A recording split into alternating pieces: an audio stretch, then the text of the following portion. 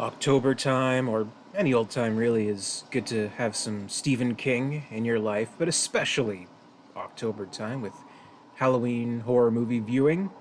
And it's especially good if you're able to find something within, the Stephen King adaptations that you'd never seen before, and especially good if it's a very good movie. And that's the case for me. I'd never seen Silver Bullet before. So this is my first time watching it, and it's an interesting enough premise that it's a Stephen King adaptation. It's a werewolf movie. It's a selling point in and of itself. So let's see what Stephen King can do with this type of genre, if you want to call werewolf a genre. It is based on, I believe, not like a full novel, but a short story of his, and this one takes place in a small town, if you can believe that, in Maine, no doubt, where people are getting killed by this mysterious force, which we know already going into the movie is a werewolf, but of course the townspeople, they believe that it's just this crazed killer out there getting people, and there's some tension there. And our main character, our hero, is Marty, played by Corey Haim. Actually, he's very good in this role. He's a young kid. He's in a wheelchair, and it's like really souped up, and so it's there's a double meaning to the title, where his chair is called the Silver Bullet, and of course the silver bullet can kill a werewolf, and it's him and his sister, played by Megan Follows, and kind of their relationship, and how slowly but surely they are kind of realizing what's going on, and how amazingly it could be this werewolf.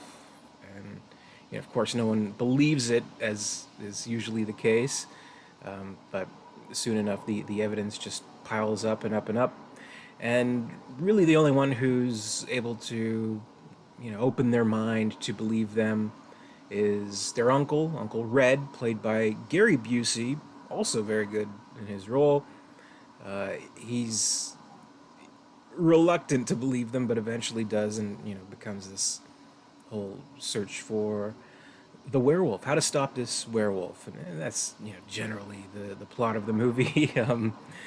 It doesn't really like reinvent the wheel or anything like that in terms of werewolf lore. Really, the only kind of different thing is that the werewolf doesn't always necessarily appear during a full moon. It can still transform, but it just happens to be, I suppose, like the absolute strongest, the absolute most taken over by the wolf during the full moon. I mean, I realize this is close to a 40-year-old movie at this point, so I don't know if I should go to spoilers, but I'll warn spoilers. The werewolf, it is one of the townspeople. It's actually the priest, Reverend Lowe, played by Everett McGill, also very very good. He's the one, and he notices that Marty is kind of on to him, and it becomes this kind of cat and mouse kind of thing.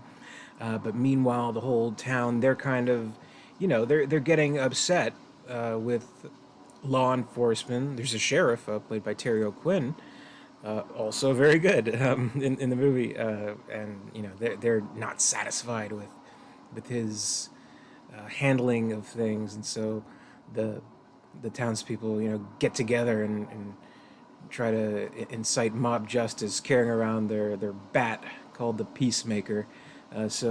Essentially, this is the plot of Halloween Kills, I guess. But they're trying to track down this killer, which is in reality a werewolf. But you know, only the true believers will be able to track down this lycanthropic creature and rid of it once for all. That kind of stuff. So it's good. It's an entertaining movie. Decent effects. We do get werewolf effects from this movie. at least as far as I know, like the close-ups, kind of the wolf head, and jaws and stuff like that. It's done by Carlo Rambaldi, who is very well known for these types of effects. He did the 70s version of King Kong, and of course, Alien. He did those effects as well. So well done here. Uh, Maybe not so much the like full body costume of the werewolf. It's not that great.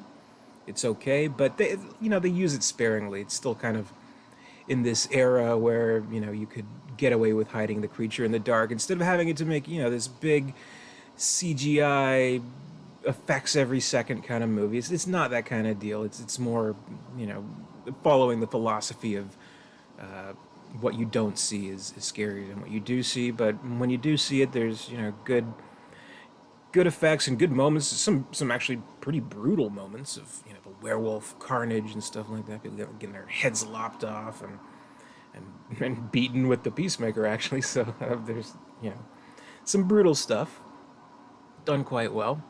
I'm glad to have finally seen it. I don't really know why it never kind of crossed my path. I love 80s horror movies. I love Stephen King adaptations. I think werewolf movies are really cool.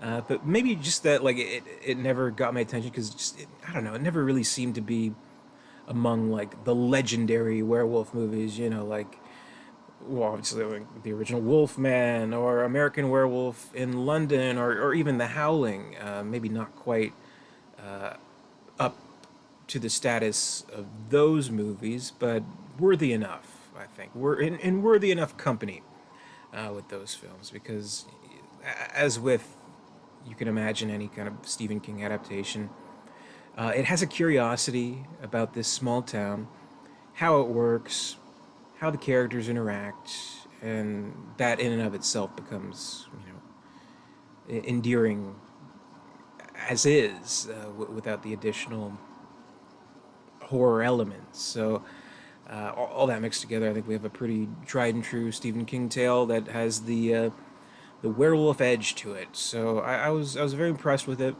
I liked it. I definitely watch it again. I'd put it in a werewolf movie marathon.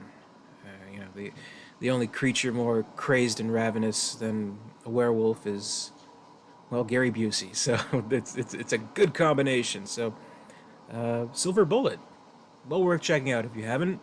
That's my review. Thank you very much for watching. Be sure to comment, rate, subscribe, all that good stuff. We're doing 31 days of horror here on the channel.